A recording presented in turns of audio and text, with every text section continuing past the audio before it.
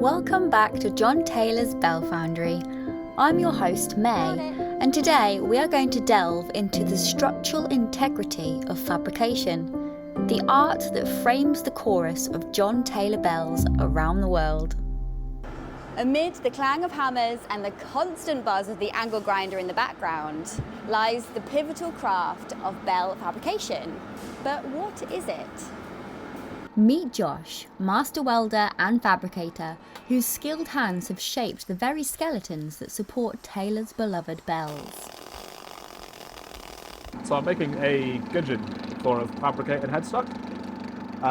It's a big square lump into a round lump, just keeps the bearing on, lets it run smoothly, and it's got sort of an end stop that restricts it from binding up on the far side. For those new to the intricacies of bell making, the headstock is a vital component, an iron cast bell holder from which the bell is suspended. Crafting bells from scratch encompasses much more than just the bells themselves. It involves creating every accompanying part. That's where the fabricators come into play. They are essential for designing and constructing the structures, transforming squares into circles, and turning the detailed mathematics of bell making into tangible reality. What almost sounds like a motorbike style rumbling that you can hear going on is, at the moment, it's still got some square edges. So it's the gap in between those edges, and it's the re-impact when it's first hitting it again. That screen that you were looking at a second ago, what is that? It's a DRO, which I can't actually remember what it breaks down to, but it basically is a digital readout of something. Something. Of something. I can't remember what the O is in DRO, I know. Okay. Bad. But essentially it gives me the position of the tip of this.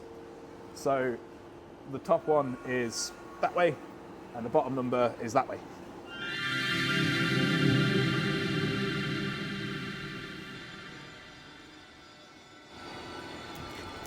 What you gonna do? Don't worry, health and safety people, I got my glasses and I got my wits about me. There's stuff everywhere on the floor.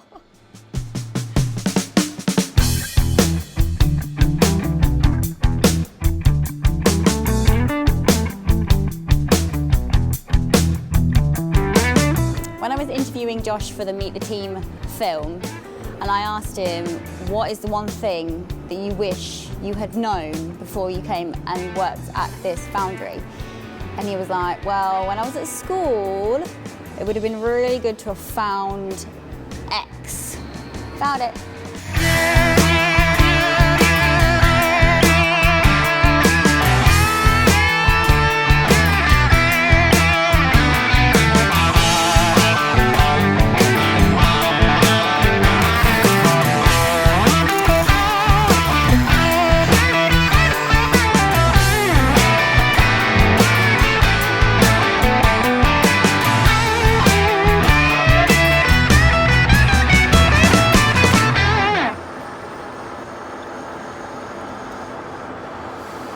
Is this creepy?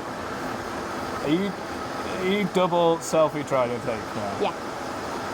Why? It's a Wheel of Fortune. Ball. Wheel of Fortune? You can win a prize. No, it's the gearbox. Ah. The outer ring just changes what bank of 4 bits you're on. And then the inner ring with the different colours, you match up what colours go in where.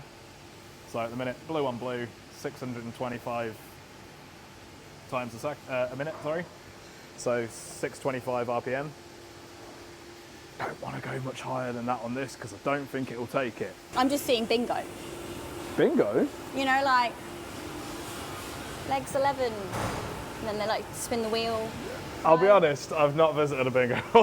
Fair enough. Me neither, actually. So putting the tool up against it, and literally with it still, there goes the tip, dry running it out backwards. So it puts a mark on it, dead centre, like a square would. And I'm going to really upset Sam now because I've just broke his tip. Why do you need the square line? So when I set it up on the headstock, I've got something for a reference line for what is the middle of this, the middle of the other one that sits opposite, so they run dead true and dead square. Okay. Time to replace the cemented carbide tip for whoever uses the lathe next. Oh, and it's always best practice to do a little bit of good old-fashioned swarf sweeping. Is that what this is? Swarf? Yes. Swarf. Who comes up with these names? It's so random. I have no idea. Swarf. I'm going to go with probably a Victorian person. Swarf. Swarf. And the little one, that one, is this one. And the big long box down the bottom is this one.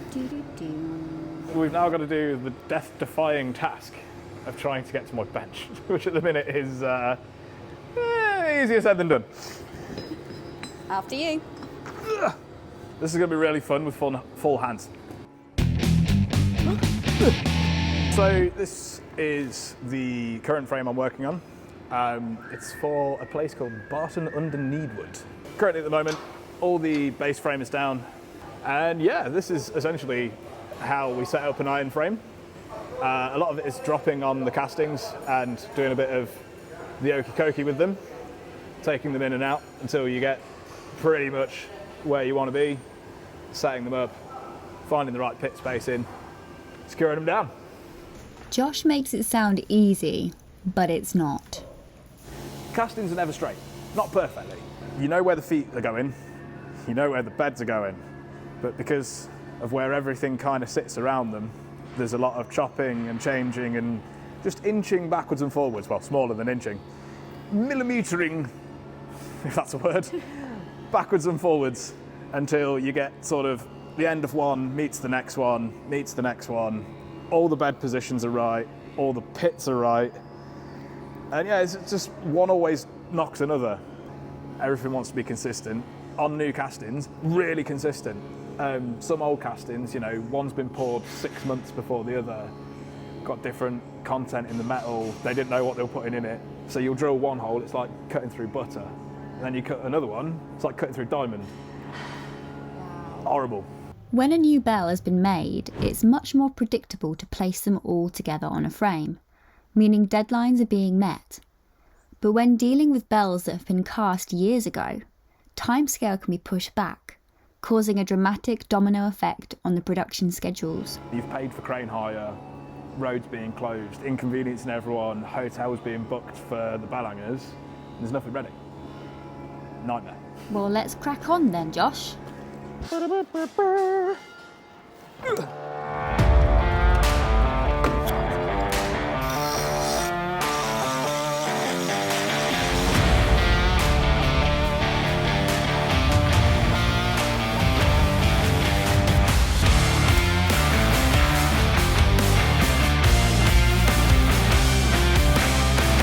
These big frames way back when, they were hot riveted.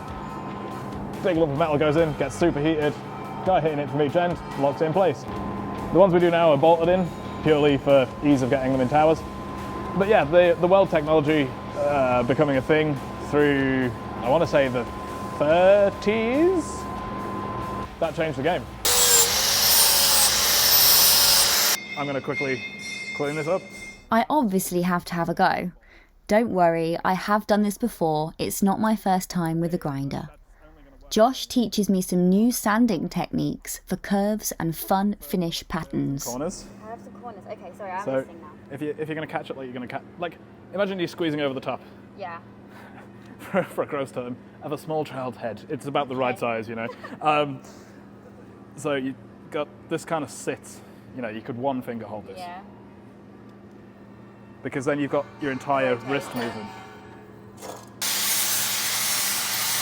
Alright. How is that? It's not bad, it's not bad. Meaning? No, it's really not bad. I've seen so much worse. Okay. So I'll just take this front corner because this front corner is awkward as hell.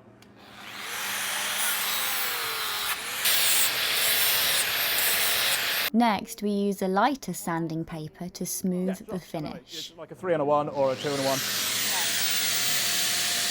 Real gentle.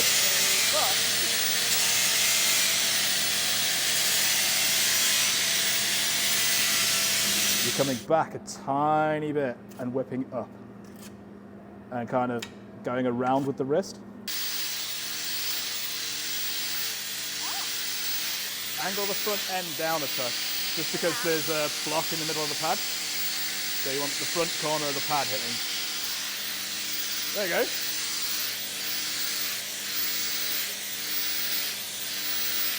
Little bits on the top side.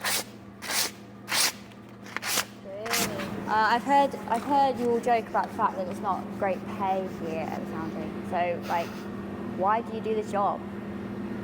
Me personally, I have played music since I was 8. I have built things from being a little boy in the shed with my grandfather since I was 3. Those two worlds colliding it's all I've done, ever. I was not the academically great kid at school. Afterwards, I went back and did those things properly, but it's building things, it's music. Yeah. Where else do you get the combination of the two things that you have always done or enjoyed the most in one place?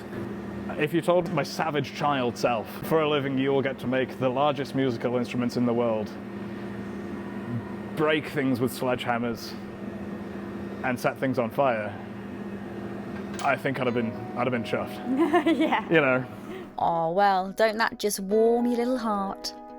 We would love to hear what you think. Any questions, let us know. Maybe we can answer your question with a video. Until next time, keep that melody alive and that forge burning.